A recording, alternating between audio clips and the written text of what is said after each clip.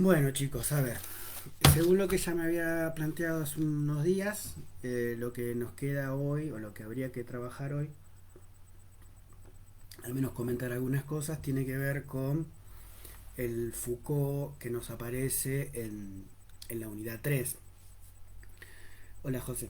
El Foucault que nos aparece en la unidad 3, que tiene que ver con el extracto de determinados textos dados por él, que hacen referencia de una manera directa a la problemática que nosotros tratamos de abordar en la unidad 3, que es sobre las sexualidades. Es conocidísimo el libro de él sobre la historia de la sexualidad, los diversos volúmenes que fueron saliendo y que él pretendía que sean 6, cosa que no llegó, pero en esos libros aparece un montón de material respecto a su posición o su lectura respecto de el efecto genealógico de la sociedad en relación a la sexualidad, cómo a partir de la lectura y el trabajo que él hace en términos arqueológicos de poder rastrear la cuestión de lo que afecta o cómo se ve afectada la sexualidad a partir de la noción cultural y de la noción histórica.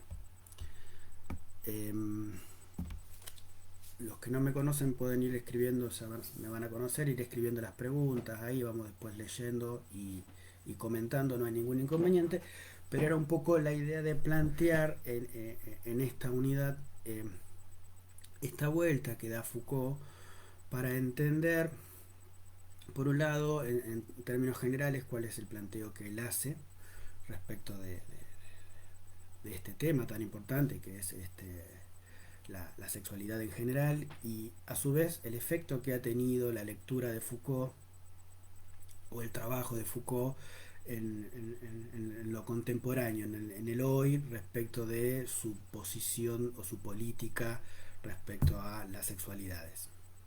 Hasta acá se escucha bien, chicos, ¿no? Yo estoy medio ronco un poco, pero este, este efecto que ha tenido hoy en términos de lo cotidiano, de lo actual, no es menor, es muy importante, es algo que nos está atravesando en términos de discursos más hegemónicos respecto de las políticas de las sexualidades, con lo cual nos parecía en su momento, cuando se plantea esta unidad, que es una unidad bastante intensa, bastante interesante, es por un lado entender esto, como les marcaba hace un ratito, de lo que dice Foucault, y por otro lado, me mira el perro con frío, y por otro lado pensar en los contrapuntos que se pueden generar en el programa respecto de entender las diversas posiciones o diversos recorridos teóricos que se pueden dar en relación a este tema. Ya vamos a ver, y está claro que la posición o el planteo de lectura que hace Foucault no es hola Caro, buen día, no es similar en ningún punto o en casi ningún punto a lo que se plantea respecto de la lectura que va a hacer Freud de la sexualidad, y sobre todo teniendo en cuenta el retorno que se plantea desde Lacan a Freud, en donde ya tenemos un, un tema tomado desde dos lugares totalmente distintos. Usted sabe que la relación de Foucault con el psicoanálisis nunca fue como muy ideal. Este, yo tengo una idea y es algo mío, digamos, un Galuzzi ilustrado esto, pero... Hola Nico, también buen día para vos. Cualquier cosa, Nico y Caro me dan una mano si hay que ir corrigiendo alguna cosita.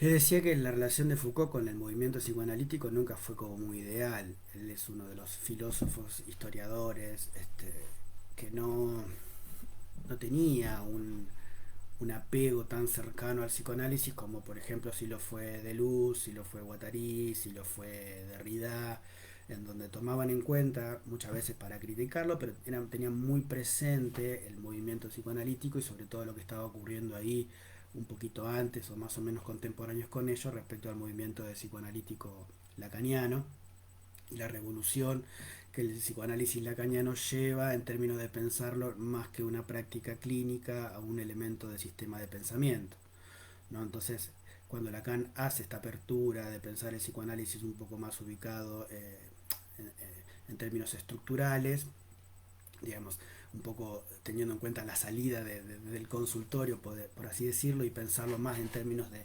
movimiento cultural, que hace una lectura de este movimiento cultural. Digo, muchos filósofos, muchos antropólogos, muchos intelectuales de la época se pronunciaron en relación a esto.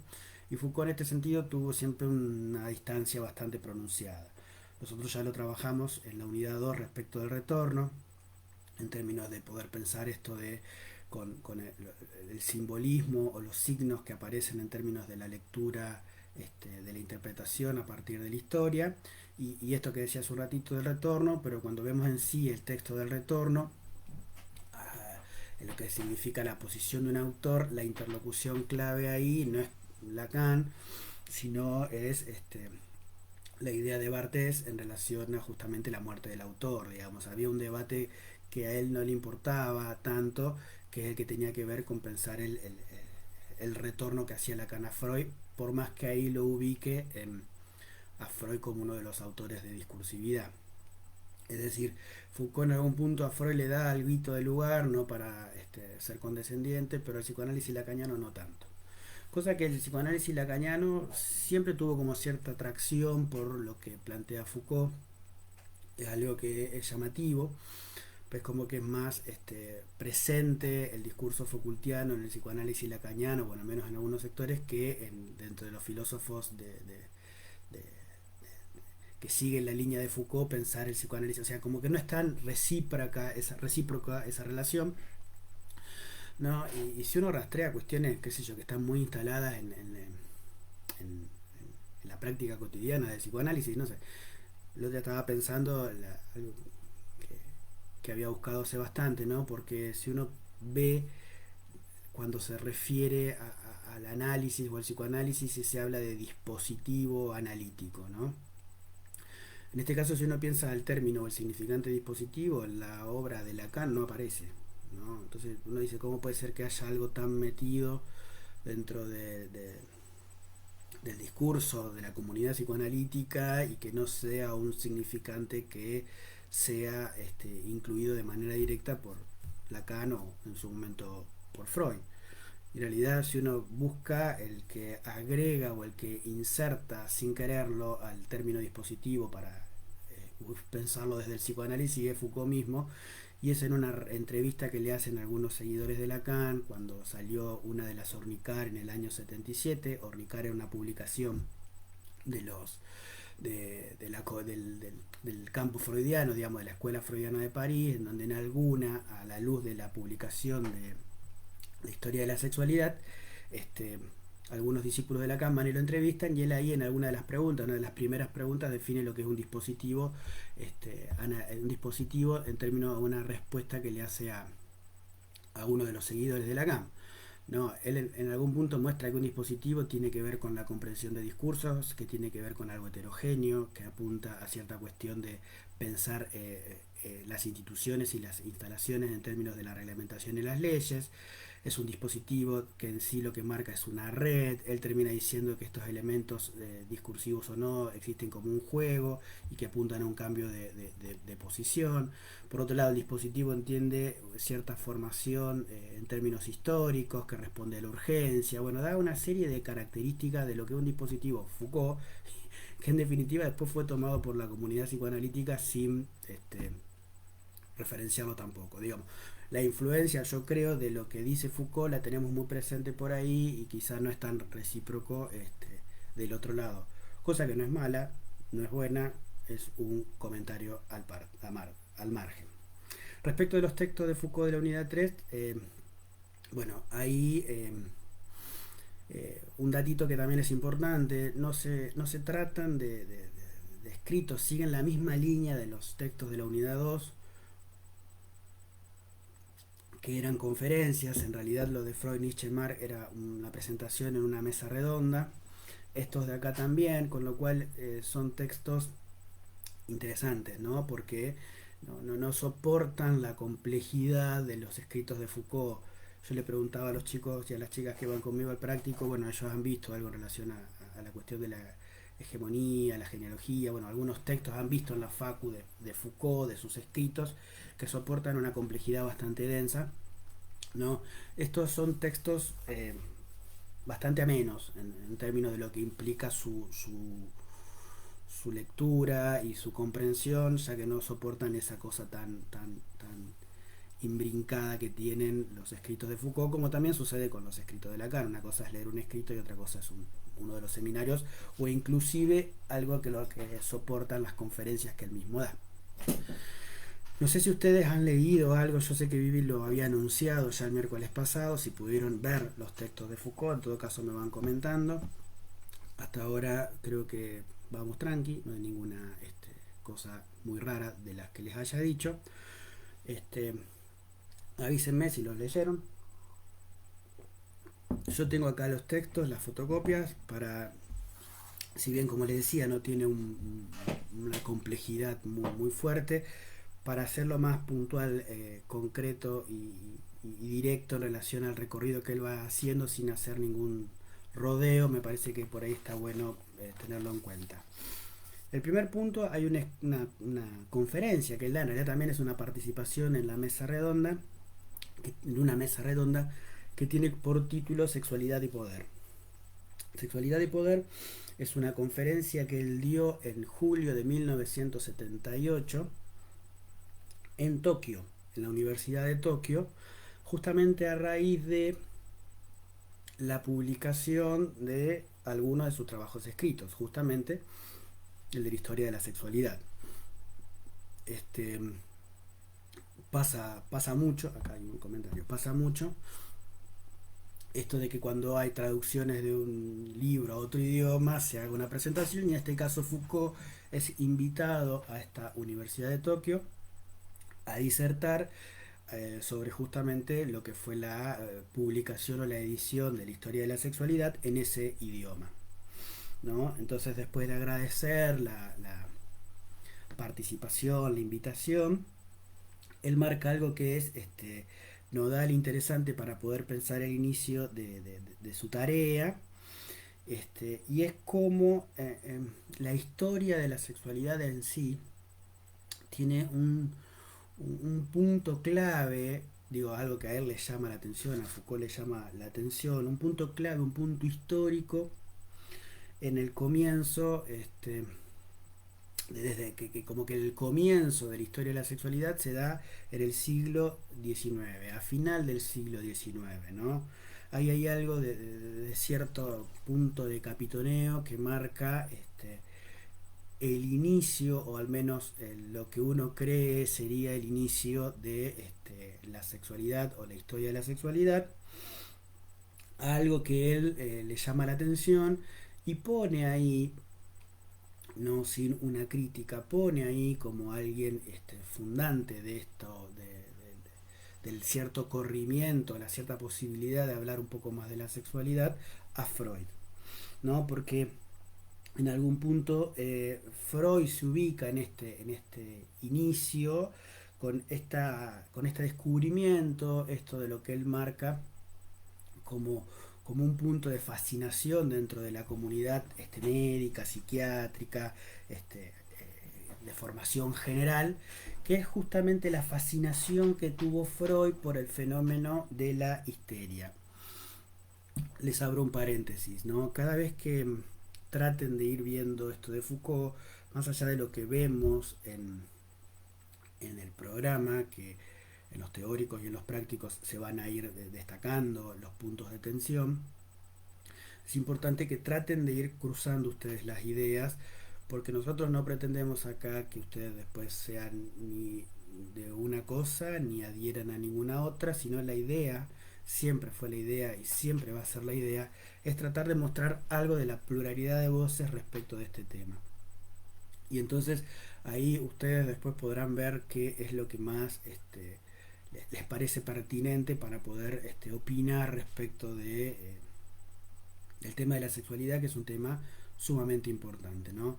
Entonces está bueno, más allá de la posición que uno tenga, que esa posición no tiene que ser la condescendiente con lo que pensamos los profesores y las profesoras, también es importante entender los contrapuntos. Entonces acá hay quizá, a mi entender, uno, porque digo, en todo caso acá Foucault está poniendo a la histeria como punto de fascinación, borrando, después lo retoma más adelante, pero borrando quizá que lo revolucionario del descubrimiento freudiano no es tanto la histeria, sino el discurso del inconsciente, ¿no?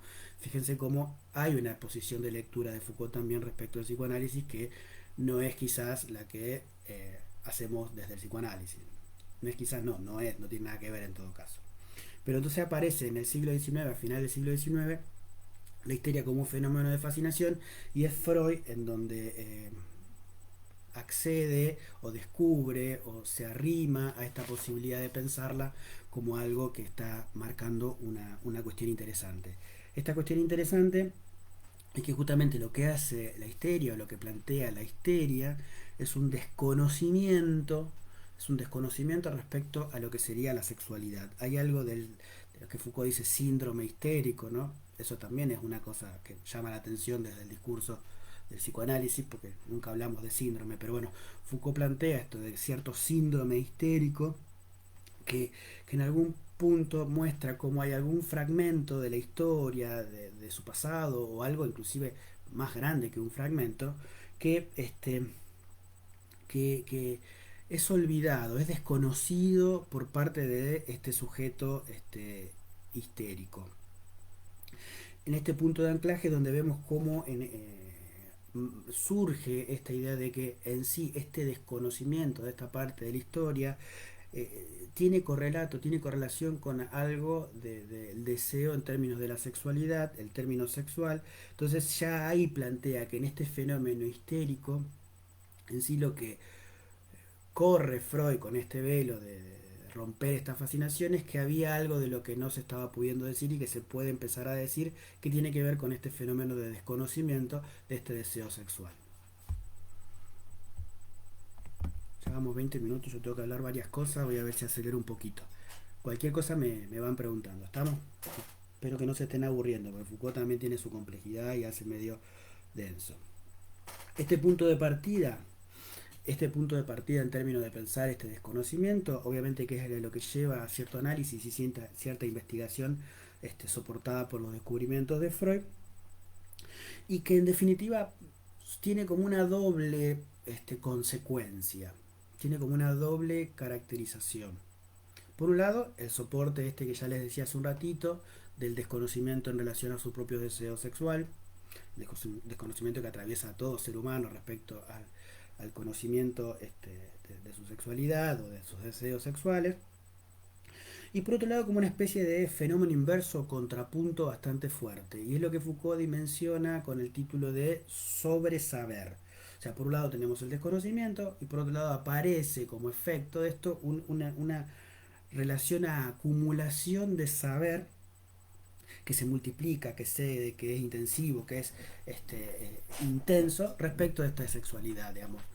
Siglo XIX, finales del siglo XIX, hay algo que se empieza a decir respecto a lo que no se estaba diciendo. A Foucault le llama la atención que sea solamente a partir del siglo XIX que se considere como eso la parte que inicia, digamos, ese año, ese siglo donde se inicia, y esto soporta con el descubrimiento de Freud y el fenómeno histérico, el desconocimiento respecto de la sexualidad de cada uno, pero a su vez el efecto o contrapunto de una acumulación de saber al respecto de este saber, ¿no? Entonces hay como una especie de hiperdesarrollo en términos de conocimiento científico en lo que tiene que ver con la sexualidad en sí. ¿Sí? Esto dice Foucault y es interesante que no son contradictorios, que no son puntos que se contradigan entre sí, sino que se van a ir soportando uno al otro. Obviamente que hay que entender de qué saber es el que se habla o cuál es el saber que va a analizar Foucault, este saber o este sobresaber respecto de la sexualidad. Pero también dice que el psicoanálisis no ha respondido a esta problemática, que el psicoanálisis no da respuesta a este problema, si bien no ignora la tendencia de lo que tiene que ver con el desconocimiento, de hecho Freud lo inaugura con esto de la histeria, pero sí no deja de ser un productor o reproductor de este sobresaber, ¿sí? Digo, acá aparece otra de las críticas, está bien directa, de Foucault respecto del psicoanálisis, ¿no? No desconoce esto, hola Ceci, buen día, no desconoce esto, pero tampoco lo responde porque el camino que toma Freud o que se toma a partir de Freud es el que se soporta a partir de la acumulación de conocimientos científicos respecto de esta sexualidad o este saber sexual.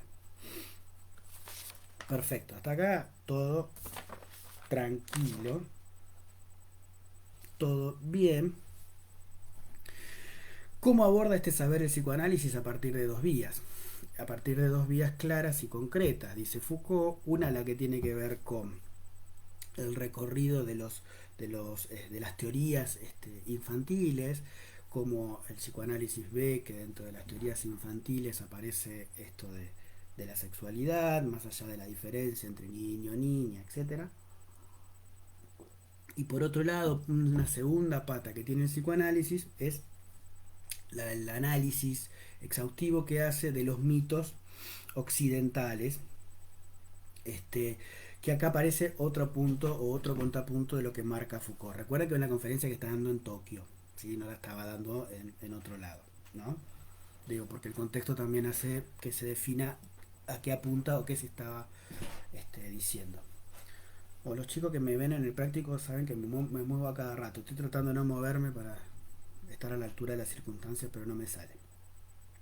Por un lado las teorías infantiles, por otro lado la cuestión del análisis de los mitos occidentales, y acá aparece, como les decía, otro punto porque marca Foucault que el psicoanálisis, o en todo caso Freud, soporta un desconocimiento de lo que tiene que ver con la sociedad oriental, ¿no?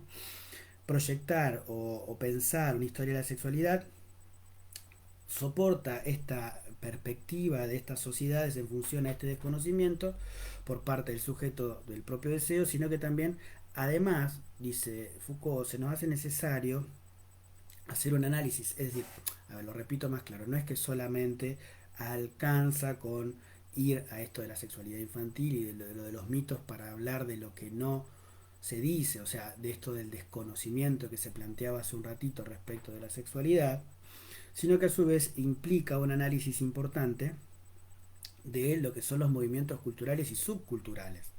O sea, lo que soporta la fundación más allá de la corriente hegemónica al cual Foucault termina adjudicando el psicoanálisis como cómplice en algún punto. El psicoanálisis, con esto de aportar o soportar una acumulación de saber científico respecto de las sexualidades, bueno, va a seguir una línea en relación a bancar ese desconocimiento o esa línea de desconocimiento que se soporta de un análisis limitado de la cuestión cultural, no teniendo en cuenta otros parámetros o otros lugares, o otras culturas, o otras regiones, y así es donde está rompiendo un poco la idea de pensar el psicoanálisis como algo revolucionario en este sentido, ¿no? Entonces, bueno, si el psicoanálisis adopta cierta posición científica de la sexualidad, ahí lo que termina siendo una reproducción histórica de la sociedad occidental, sin tener en cuenta lo que justamente marca en relación a la sociedad occidental, oriental. Lo digo de nuevo pues lo crucé. El psicoanálisis termina siendo una reproducción de este mecanismo histórico en relación a la cultura occidental, desconociendo la oriental. Porque acá ya parece que algo fundamental en Foucault, en esta clase por lo menos. Hola, profe. El vivo queda. Chicos, lo preguntan varios. Sí, hola Jamín, buen día.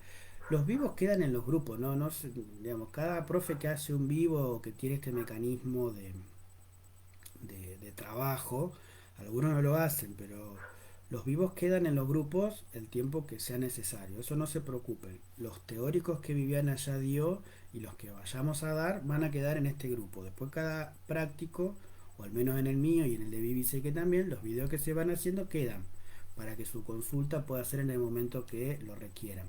¿Sí? No se preocupen que no se borra, al menos que lo borre Facebook. Zuckerberg, digamos, no se va a borrar. estamos viendo la posibilidad también, que ahí uno de los ayudantes nos está dando una mano, de poder descargarlos y conservarlos en caso de que suceda algún despelote con las redes y lo que sea, pero los videos quedan, ¿sí? No se preocupen. Y justamente un poco la idea es esa, que lo puedan ver en el momento que tengan una mejor conexión o que puedan, este, les sea más cómodo escucharlo o inclusive reproducirlo de nuevo en caso de que requieran. Vuelvo a lo de Foucault. Vuelvo a esta parte que es importante, y es que en este desconocimiento que se tiene de la cultura, y esto es más amplio a lo que atañe el psicoanálisis, este desconocimiento que se tiene de la cultura o de la sociedad oriental, Foucault marca una línea clara. ¿Por qué?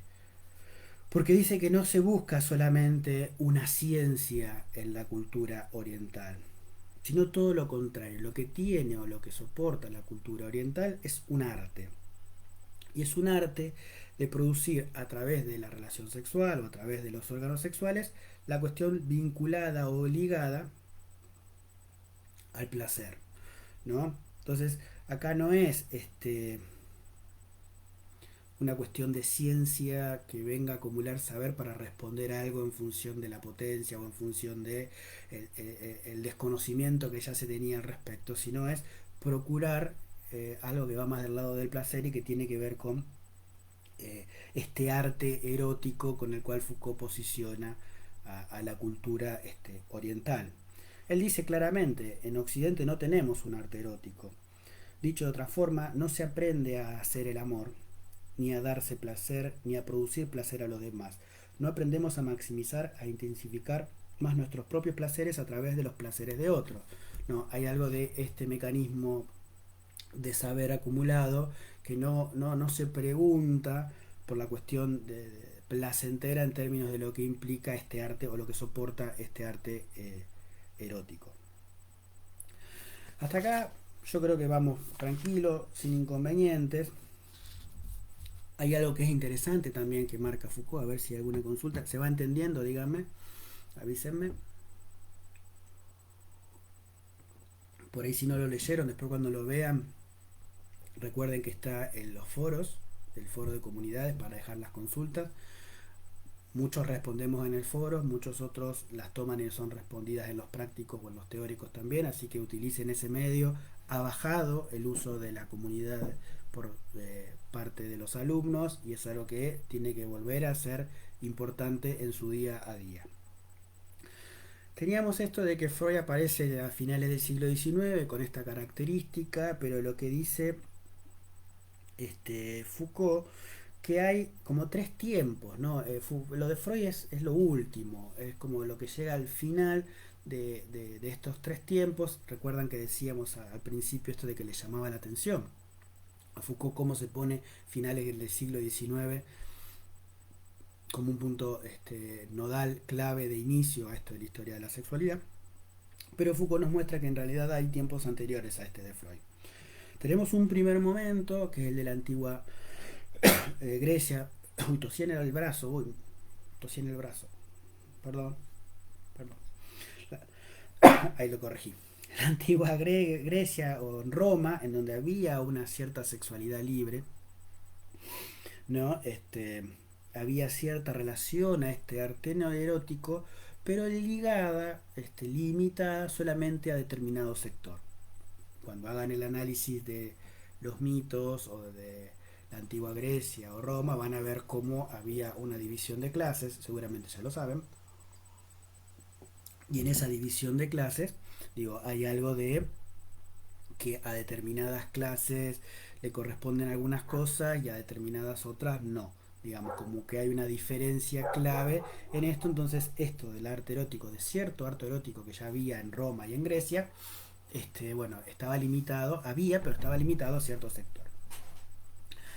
Se pudre un poco todo respecto de lo que sucede a partir del siglo XVI con la burguesía en términos de lo que adviene hegemónicamente, ¿no? Hay algo de cierta relación al cristianismo y al ascetismo cristiano, ¿no?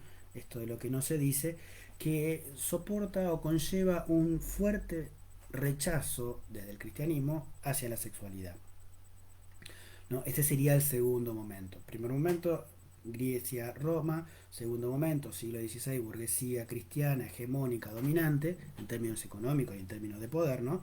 También esto obviamente soporta una base cultural, con lo cual el atravesamiento fue total. Y después en el siglo XIX con lo que ya mencionamos al principio de Freud y esto de comenzar a correr cierto velo de esto de lo que no se dice, de este desconocimiento, pero no sin sumarse a la idea de la acumulación de saber. Perfecto, perfecto. ¿Qué pasa acá? ¿Qué tenemos acá como punto interesante? Foucault cita a un autor que yo no lo conocía, salvo por la cita de Foucault, que se llama Paul Venn, B corta E Y N E, ese es el apellido de Paul, que en realidad lo que dice que esta moral cristiana o esta característica del cristianismo en relación a la sexualidad, ¿no? Y en oposición a lo pagano, ya había o ya tenía cierta lógica de pensarse en las culturas griegas y en las culturas romanas, ¿no? O sea, esta característica de silencio absoluto que aparece en el siglo XVI, ya había algo que se tomaba del primer tiempo, como lo decíamos hace un ratito. En las sociedades antiguas ya había algo que rondaba a la monogamia, ya había algo que tenía que ver con la cuestión de la exclusividad de la sexualidad en términos reproductivos, y que esto nos lleva a pensar a que en realidad uno puede tener relaciones solamente para tener hijos y no para otra cosa, digamos pensando en esto con respecto al arte erótico que decíamos hace un rato de la sociedad oriental. Y después el punto clave, ¿no? O sea, por un lado esto de la monogamia, por otro lado el de la reproducción, y el punto clave es este rechazo total que habla o que hace sobre el placer sexual en sí, ¿no? Esto ya es algo que aparece inclusive antes del siglo XVI, con esta estructura que tenían las comunidades griegas y romanas, y que en definitiva no dejan de ser un arrastre que se intensifica con respecto de pensarlo o pensarse en el siglo XVI, ya con el soporte burgués ahí. Entonces, ¿cuál es la novedad de lo que... Yo voy medio rápido, pero bueno, después cuando lo lean van a ver que no es tan difícil, que lo van a poder llevar.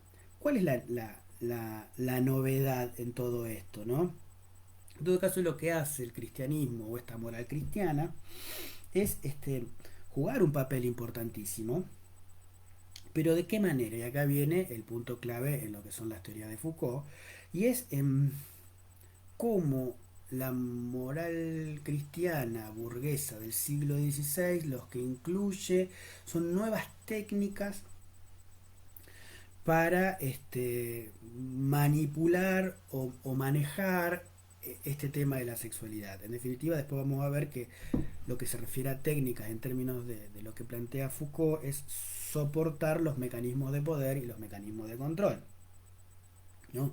Hay nuevos mecanismos, se los digo más Foucaultianamente, a partir del siglo XVI hay cosas que se arrastran desde antes, pero lo que se incrementa, lo que se sustenta son la generación de nuevas técnicas de control respecto a este tema.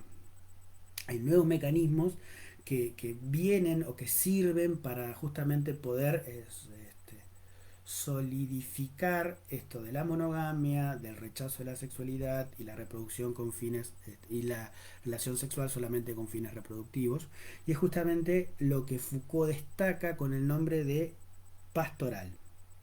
En realidad pastoral no, él lo habla como pastoría o la relación de pensar al pastor, pastoral es más el acto que también es eh, pertinente, ¿no? Pero esto de la pastoría, pastoral, el pastor, es lo que marca cierta relación concreta de estos individuos que forman parte de una comunidad con este sujeto pastor.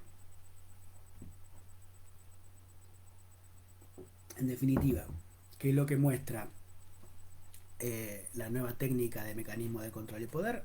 La creación de este pastor. Profe, todo claro, genial Cami. Hola Tati, buen día. No sé si ya te había saludado. ¿Qué es esto del pastor? Este, si bien ya aparece antes, bueno, con Foucault siempre vemos que estas cosas que nos sorprenden hoy ya están desde antes. Es un poco frustrante, ¿no? En ese sentido no hay nada novedoso, pero sí como hay una característica depositada en este pastor que lo que hace en algún punto es oponerse a cierto poder tradicional habitual, ya que no se trata de un poder hegemónico en términos de reinado. Digamos, el pastor no es un rey, no es una reina, ¿sí? No es alguien que tiene un poder claro, hegemónico, él no domina un territorio, sino que en realidad lo que dice Foucault es que va a dominar cierta multiplicidad de individuos. Esto es muy interesante o muy llamativo, al menos para, para mí. No, porque en sí lo que va mostrando es cómo su poder, cómo el poder de esta pastoría se ve reflejado específicamente en cada uno de los individuos, pero no a un nivel de dominación en términos tiránicos, sino justamente por el lugar de benefactor que va a tener este pastor o esta pastora, ¿no?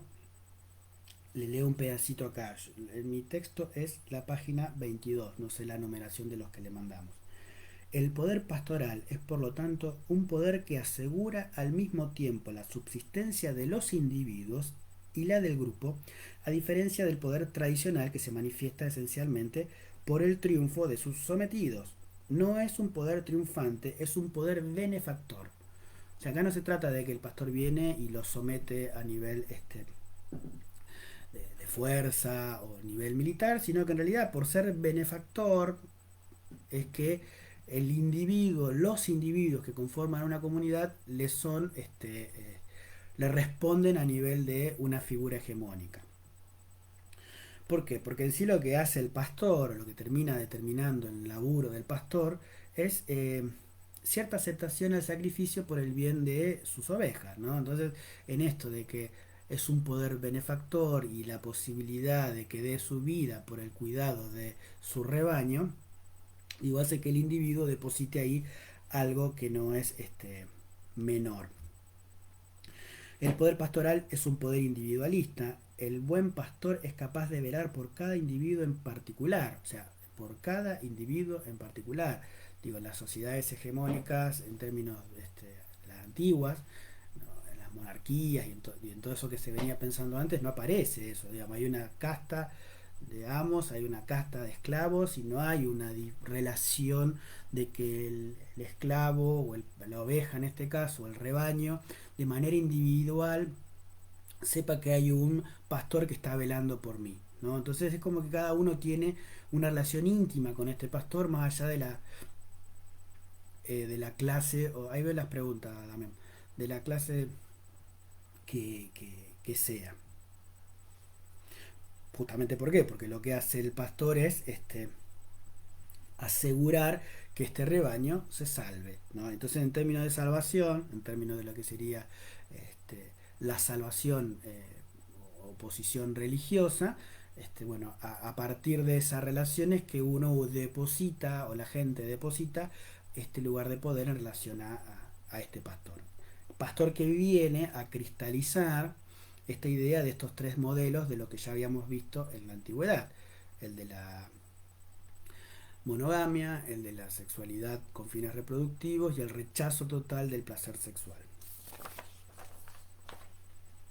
A ver, Damián, la religión adopta el uso de los placeres en la antigua Grecia, pero desde un punto de vista punitivo. Espera que no me tengo realmente. ¿Desde qué diferencia hay entre la confesión que le exige la sexualidad? Buen día, Damián. Bancame, todavía no llegué a la confesión. Ahí vamos, ahí vamos. Esperamos un segundito. Vi que hiciste una pregunta sobre el Moisés. La vi recién hoy a la mañana. Paréntesis así abro. Cuando Mazota viene hablando cuando empieza a hablar de Moisés, que vos sabés que Freud lo trabaja, En realidad el derivado previo a poder pensar esto del Moisés es justamente lo que se trae, lo que se trabaja del malestar en la cultura y cómo en la cultura hay un malestar general que tiene que ver justamente con un soporte agresivo y como tiene que ver con un soporte agresivo tiene un sustento en la pulsión de muerte. Ahí es donde podemos pensar cómo a partir del monoteísmo hay algo de la cultura que empieza a emerger y esa emergencia de la cultura tiene que ver con justamente este soporte agresivo en términos de la pulsión de muerte que te decía hace un ratito, pero que llevado a la figura de Moisés en tanto a la representación. Freud hace un análisis de los textos donde vemos que Moisés era un tipo que se enojaba bastante, aunque después en el Miguel Ángel de Moisés aparece con cierta figura más aparece como más buenito. En la googlea después el Moisés de Miguel Ángel y ve cómo está agarrando las tablas, agarrándose la barba, digamos. La obra de arte, la escultura, no me salía la palabra, aparece no representado como este Moisés que tiene agresividad en términos de ira, que rompe las tablas y que hace todo lo necesario para poder fundar una sociedad monoteísta. Entonces ahí ya vemos cómo desde el inicio de la cultura, o al menos de la cultura de esta que quizá estamos hablando ahora, hay algo de la agresividad que se sustenta. Esa pregunta yo te recomiendo que las pongas en los foros, vuelvo a lo mismo, ponela en los foros o planteáselo al profe de tu práctico para que lo puedan laburar de manera más detallada, quizás, para no dejarla ahí colgando. Pero, pero bueno, cierro el paréntesis y vuelvo a Foucault. Habíamos dicho que se sacrifica por sus ovejas, habríamos dicho que en realidad es un poder individualista, no es algo global. Y acá entonces en términos de esta salvación que no se realiza por uno solo, que la realiza uno por sí mismo, o sea, yo si me salvo, me salvo por mí y por mí es que tengo que tener este vínculo con este pastor, y en donde lo que se exige, lo que se le exige a cada oveja, es justamente una obediencia absoluta a lo que este pastor o este fenómeno de pastor genere. Acá era la anticipación de lo que decía recién Damián.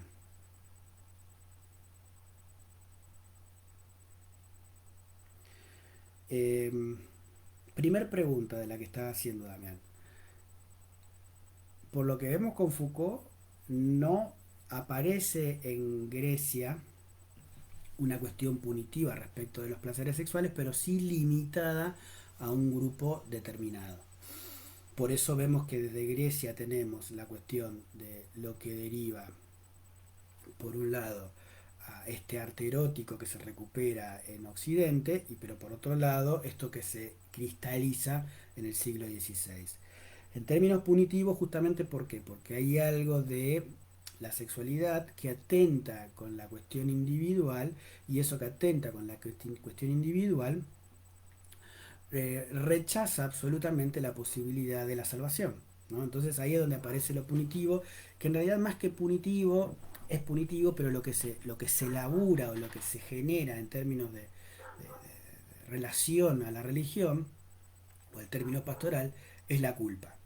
¿No? Si hay algo que aparece como una esto es la culpa que genera o que se te genera a partir del incumplimiento de algo de lo que el pastor está diciendo o lo que se supone que debe ser lo que nos está transmitiendo ese pastor y que en definitiva cada uno lo tiene de manera individual, con lo cual no le puede responsabilizar a un ente por fuera de esta relación de poder. Bueno, no es alguien que viene y te dice algo y vos lo rechazás. Vos mismo tenés esto y entonces la culpa es lo que te genera el rechazo absoluto de la sexualidad en términos de arte erótico.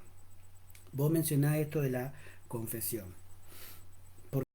Los que vienen al práctico conmigo saben que me pasa seguido esto de que se corte. Es lo que me pone re feliz. Ustedes no se preocupen, yo lo que hago en el grupo mío del práctico es después ponerle algún titulito al video y lo numero en caso de que se corte, cosa de que puedan ver la secuencia en orden. ¿Sí? Yo después le pongo un título y le voy a poner el 2 y al otro el mismo título y uno y así después tienen ordenaditos los videos por si lo quieren volver a ver. Vi que había una pregunta que no alcancé a ver. Hola Cami, buenísimo. Vi que hay una pregunta que no alcancé a ver, que en todo caso, si me la querés volver a escribir ahora, yo después te respondo en el otro videíto, ¿sí? No recuerdo quién la hizo. Pero bueno, en realidad me falta terminar un poco con esto, con esta primer clase, con esta primer ponencia de Foucault sobre sexualidad y poder, en donde habíamos quedado en esto de la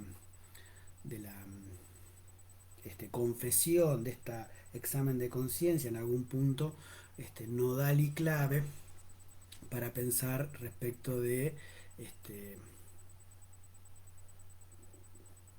sí, Ailem. Lo último que retomo hace un cachito antes. Lo último que estábamos hablando es del lugar, cómo es que logra el pastor esta intimidad o este reconocimiento en sí por parte del individuo y cómo el individuo se ve apretado, el individuo o los individuos que forman parte de una comunidad, cómo se va prestado en función de esto de lo que el pastor espera de él y es justamente por este mecanismo de la confesión. Había una pregunta que era confesión. Sí, ya ahora me acuerdo la de también anterior. Después voy a esa. Este, la confesión lo que muestra, y te decía de la página 27, es una producción de verdad que se desarrolla a lo largo de la dirección de la conciencia. De la dirección de las almas es la que de alguna manera constituirá el lazo permanente del pastor con su rebaño y con cada uno de sus miembros, ¿no? Entonces, a partir de este mecanismo de la confesión, que en sí lo que se tiene presente, lo que se va a tener presente es esta producción subjetiva de verdad, que es lo que el pastor utiliza a nivel de ejercicio de poder, ¿no? Y en algún punto lo que muestra en sí esto de la confesión es cómo a partir de este examen de conciencia, que lo que devela es una relación a una verdad respecto de esto de la sexualidad o respecto de estos tres tópicos que habíamos dicho en el video anterior y cómo estos tres tópicos soportan una relación de poder, cómo muestran la amplitud de lo que se sustenta en el siglo XVII o a partir del siglo XVII y que se arrastraría hasta el siglo XIX respecto de pensar el corrimiento de cierto velo que muestra Freud con el descubrimiento de los mecanismos histéricos en función a la relación de su desconocimiento. Para Foucault, en este caso, podemos tomarlo al menos en este texto, y vuelvo a la pregunta que me había quedado de Damián, pero había otra más después que no la recuerdo. Sí, a ver, para Foucault en todo caso, la, este, el análisis tiene que ver con una confesión, digamos, él no está pudiendo deslindar lo que sería el trabajo psicoanalítico a una confesión religiosa. Esto es un tema que puede ser importante charlar porque es un tema más que interesante, porque digo, en términos de una cultura como la nuestra, termina siendo a veces el psicoanálisis juzgado o por falta de cientificidad o por relación a los vínculos religiosos.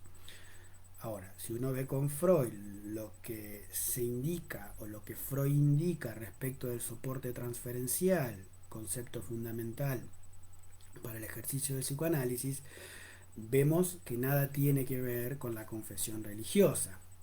Hoy, en el video de hace un ratito, mostraba cómo a partir de la generación de la culpa, que eso tampoco lo menciona Foucault, pero es importante en términos de la religión, cómo a partir de la generación de la culpa hace que uno confiese, y esa confesión justamente lo que muestra es la relación con esta verdad en términos hegemónicos.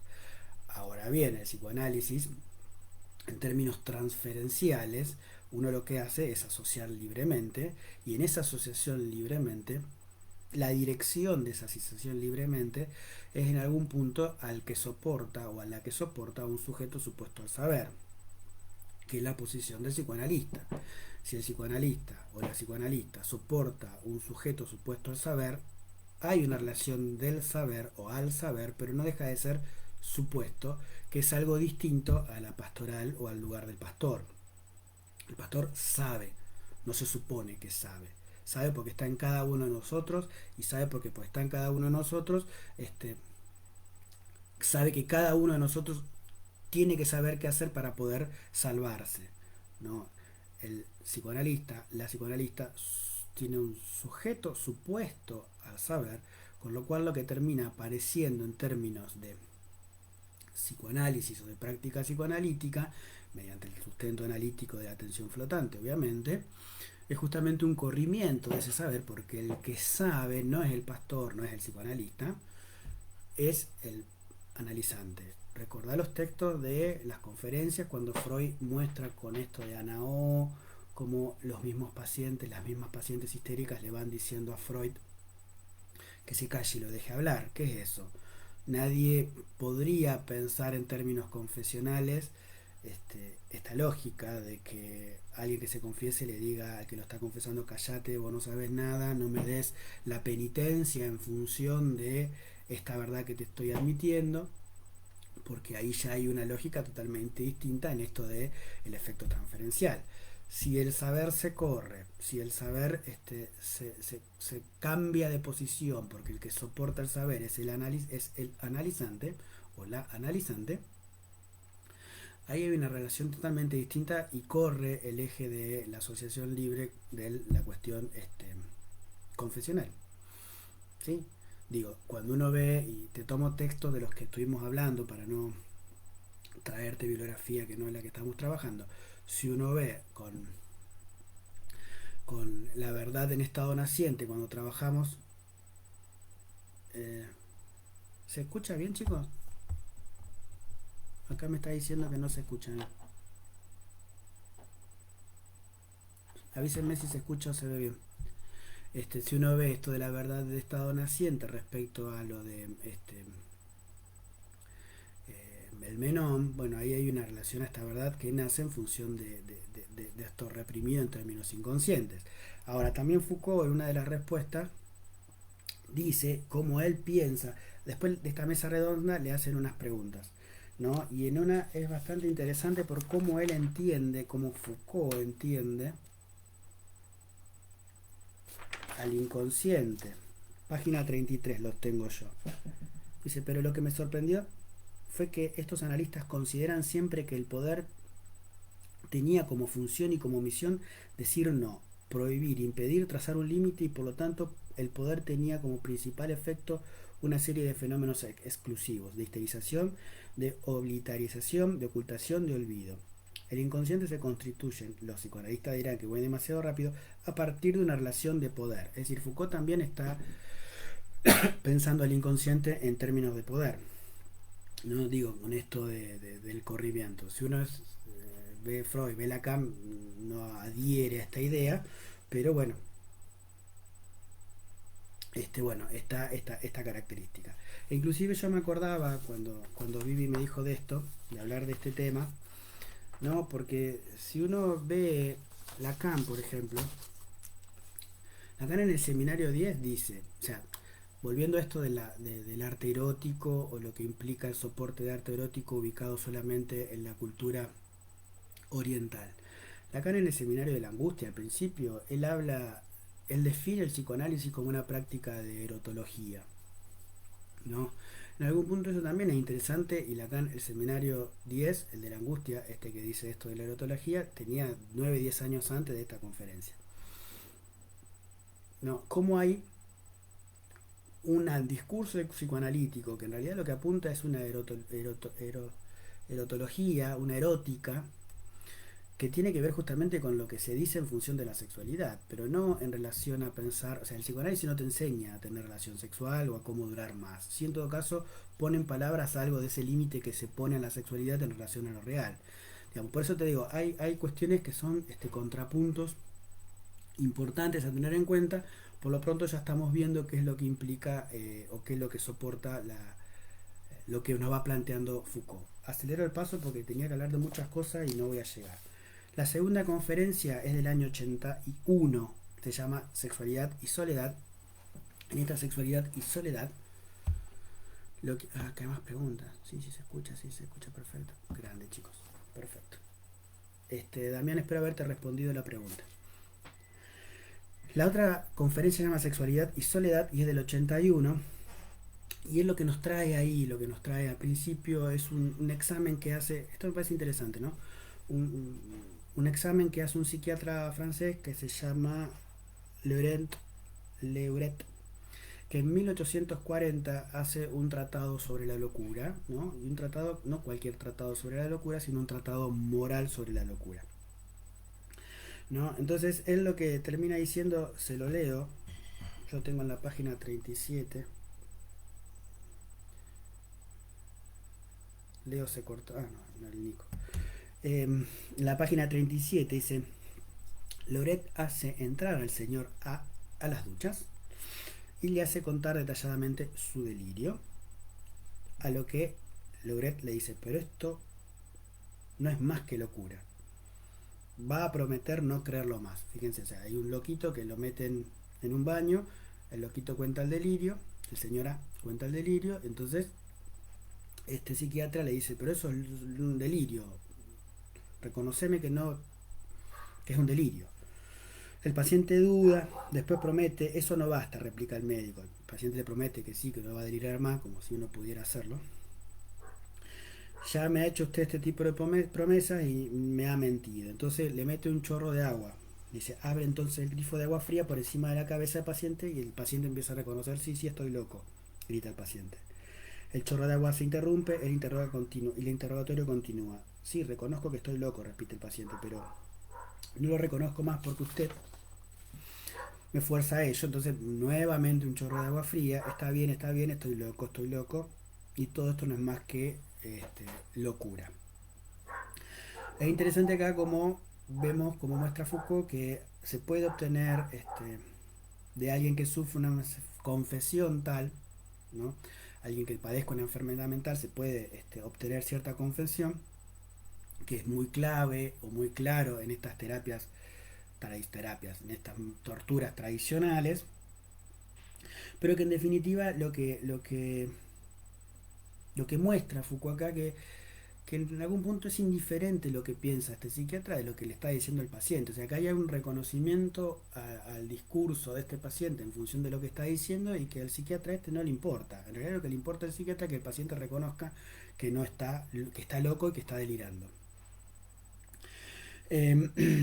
Esto funda una hipótesis importante respecto de la locura, de creer que la locura desaparece cuando uno dice que no está loco.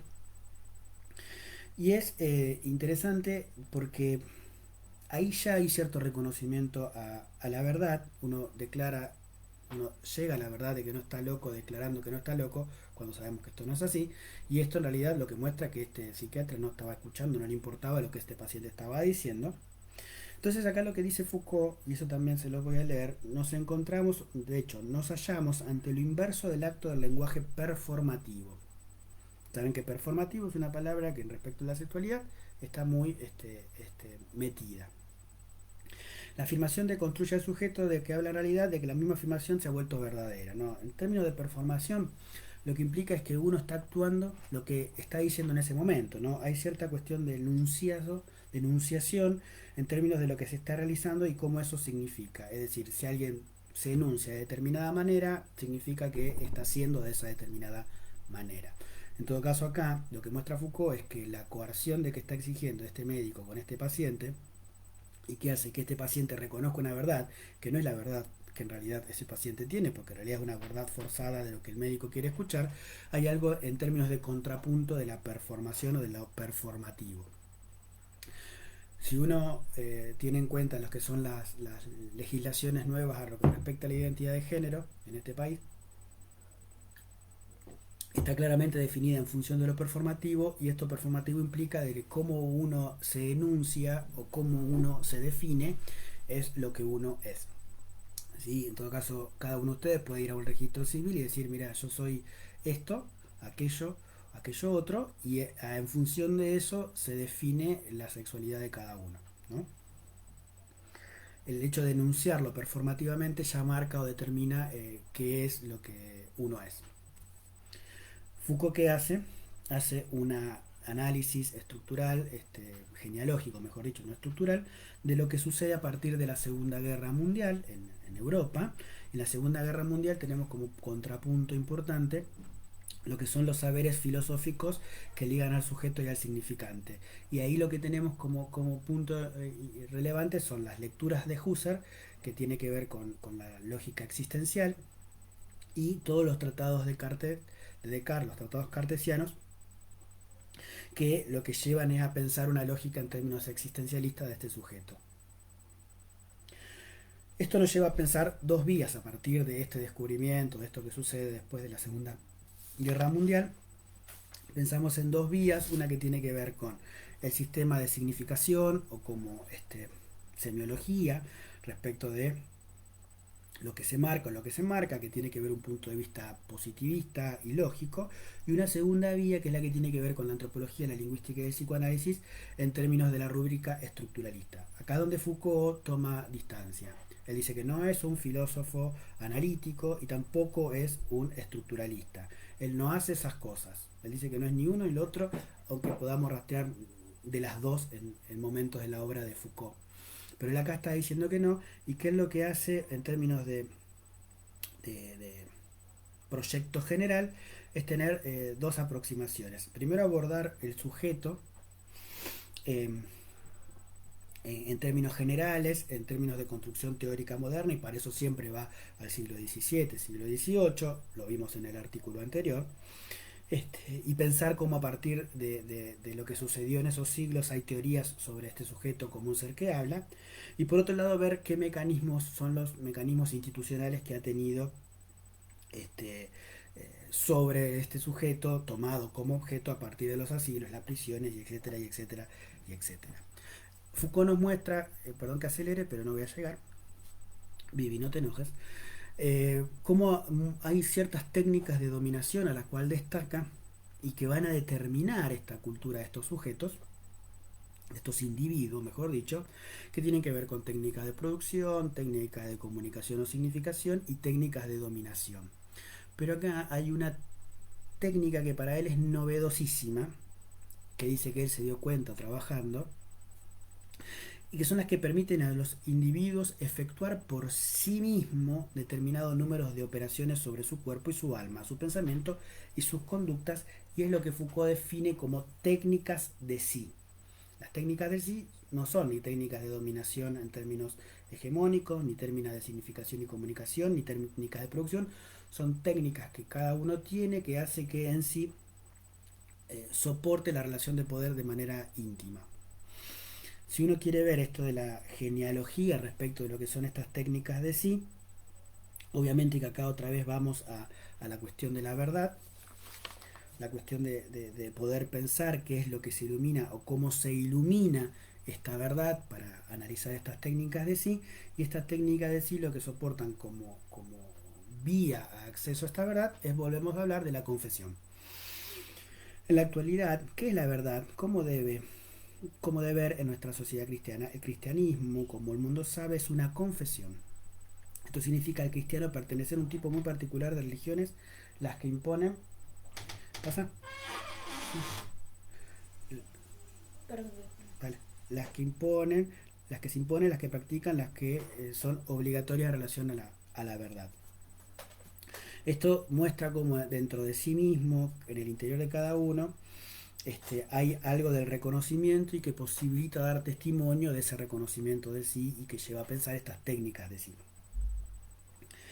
Acá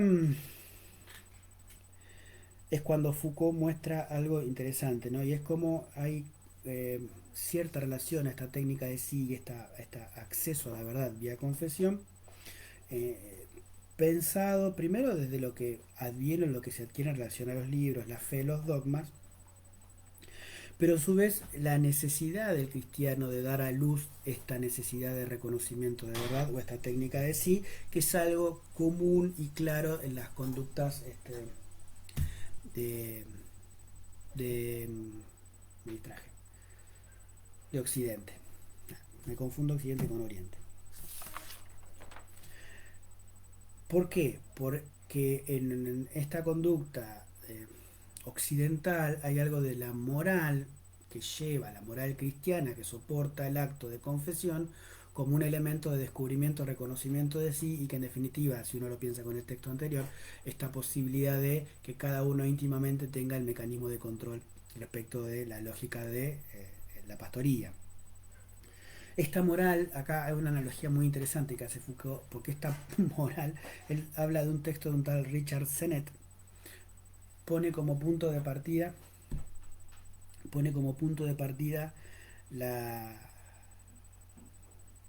la idea de lo que él llama como la honestidad del elefante. No está comparando la sexualidad, en realidad la sexualidad no, la moral religiosa cristiana con algo de la honestidad del elefante, y acá se los leo porque es muy interesante. Dice que el elefante nunca cambia de hembra y ama tiernamente a lo que ha escogido, con la que no obstante se aparea solo cada 3 años y solo durante 5 días, y de un modo tan secreto que nunca es visto en ese acto. Fíjense el elefante que canuto que resultó.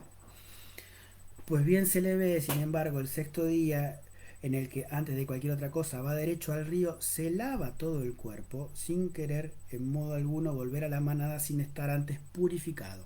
La honestidad del elefante. ¿No se dan aquí bellos y honestos humores de una bestia en los que enseña a la gente casada a no entregarse a los excesos de los placeres de los sentidos y de la carne? No, fíjense cómo en esta honestidad del elefante hay algo de la coerción que ejerce esta lógica confesional, esta lógica de moral religiosa, en pensar que en realidad el acto sexual, digamos, hay hasta un efecto de purificación, porque soporta estas tres lógicas de la monogamia, la reproducción y el rechazo de la sexualidad con fines placenteros. No hay un arte erótico, ¿no? Entonces hay una lógica de que muestra cómo en términos de la felicidad, o cómo se puede adquirir felicidad, justamente soportada en estos términos o en estas características frustrativas que plantea la moral religiosa. Foucault muestra cómo Foucault muestra cómo esto también aparece en, también, Foucault muestra cómo esto aparece también, empiezan las clases, ¿viste? Los chicos, cómo esto también se rastrea en la cultura latina, en la escritura, en la literatura latina, helenística también. Buenos días. Saluda a mi hija. Pero que en sí la moral cristiana lo que hace es solidificar y cristalizar. Lo acepta sin tapujos, y justamente lo que corre es el hecho del acto sexual o de la sexualidad, más allá de la reproducción, de una cuestión que debe o requiere o adquiere ser confesada. Para seguir con esto, lo que hace es tomar dos ejemplos. Foucault, tomar dos ejemplos de la historia o de la literatura en términos de lo que implica esta moral o cómo se llega a esta moral religiosa, y aparece la relación a Artemidoro, que fue un filósofo pagano del siglo III, que tiene un libro que se llama La ciudad de Dios, y después algo que extrae de San Agustín del libro que se llama La ciudad de Dios. Artemidoro lo que plantea en sí es un análisis del sueño o de los sueños eróticos, justamente antes de que lo haga Freud, y para comprender los sueños de índole sexual, el Artemidoro lo que plantea es que no soportan una naturaleza, estos sueños sexuales no tienen una naturaleza sexual en sí. Entonces queda considerada en relación mera del acto, o sea, no hay una posibilidad de un sueño en función de la sexualidad, porque no es natural, que queda como natural solamente el acto sexual en sí. Entonces hay una lectura racional sobre la sexualidad que tiene que ver con la penetración, o sea, se liga o queda exclusivamente ligado al acto de penetración. Por otro lado, con San Agustín, lo que tenemos en cuenta, o lo que hay que tener en cuenta, es cómo él define a la sexualidad en tanto término de pérdida de control, ¿no? Él dice, y se los leo, el acto sexual es una especie de espasmo, dice San Agustín, todo el cuerpo está agitado por los horribles sobresaltos. El hombre pierde todo control de sí mismo, ¿no? Fíjense cómo acá ya con San Agustín hay algo de la sexualidad ligada a cierta cuestión exclusiva de la eyaculación. O sea, por un lado tenemos el Artemidoro que nos plantea la penetración como punto natural de la sexualidad. Y después lo que rastrea en San Agustín es este espasmo, esta lógica de lo que sucede ahí, asociada específicamente al acto de eyaculación. Con lo cual vemos cómo queda circunscripto a dos elementos que rompen la lógica, rompen la idea de cierto arte erótico al respecto. Perfecto. Por último, me quedan 10 minutitos, lo vamos a aprovechar. Espero que les haya servido esta clase, o les vaya sirviendo esta clase. Aparece al final una entrevista que le hacen a Foucault en el año 84, que se llama o tiene por título La ética del cuidado de sí como práctica de la libertad. A ver si hay algo escrito. No hay nada. ¿No? Esta es la el último punto de Foucault en el programa, al menos de Foucault. Después hay otros autores que retoman cosas de él.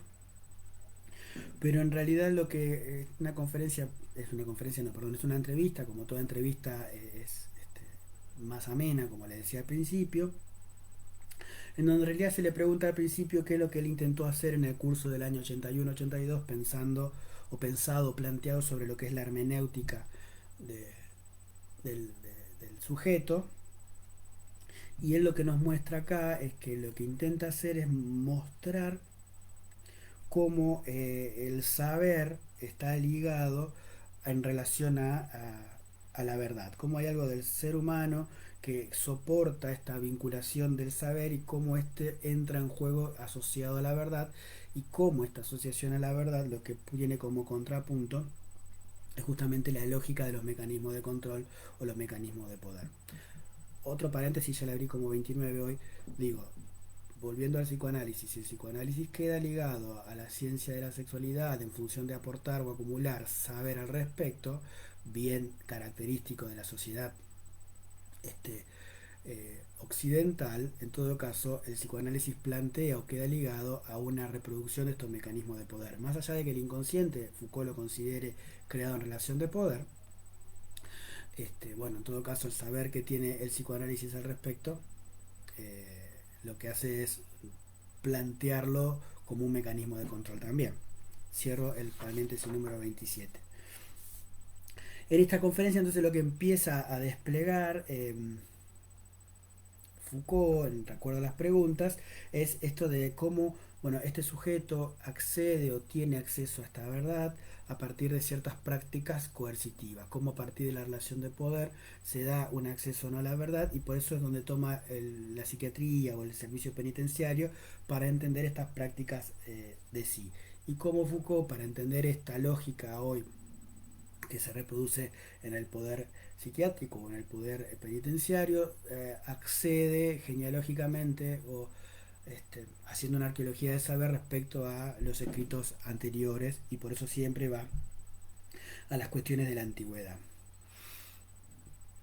Para pensar algo de las prácticas de autotransformación de este sujeto, hay un término que se los destaco y quiero que los busquen después, lo tengan presente, en todo caso hacen las preguntas en los foros, que es el del ascetismo, ¿no? En términos generales, es decir, no en el sentido de la moral de la renuncia, sino en el ejercicio sobre sí mismo. Cómo esta práctica de sí mismo, que esa práctica de sí mismo soporta o conlleva estos mecanismos de poder, tiene algo de la asunción de cierto ascetismo, que es lo que afecta y conmueve a la transformación en sí de cada sujeto en términos de estos mecanismos de control. Es bastante más largo porque plantea cuestiones sobre la liberación, cuestiones sobre la dominación, esto de la idea de pensar el cuidado de sí mismo o la lógica de la ética de sí mismo, cómo tiene una reflexión moral, esta reflexión moral, esto es lo que va desplegando Foucault en esta entrevista, ¿no?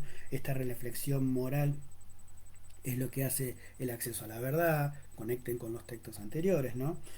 Cómo esto de la moral tiene un fuerte peso, un fuerte lugar en lo que es el cristianismo, este, cómo hay algo de este cuidado de sí mismo en relación a la oposición de la liberación, este, cómo mostramos esto de la corriente en términos del cuidado de sí mismo y cómo este cuidarte a ti mismo tiene un soporte en términos globales. Digo, es muy interesante, no es complejo, ¿no? Pero por ahí cualquier cosita, ya que me quedé sin tiempo, lo vemos en alguna consulta específica de los foros. También me quedó hablar de Alperin hoy. Bueno, después hablo con Vivi y vemos cómo seguimos con Alperin. No tengo más tiempo, yo sé que ahora en un ratito arrancan los prácticos. Bueno chicos, espero haberles servido, que les haya gustado, que les venga bien esta charla. Esperemos que no me tengan que bancar mucho más en los teóricos. Pobre Vivi, espero que esté bien. Y cualquier cosa nos escribimos, ¿sí? Bueno, un gusto. Ahora le pongo numerito a las clases.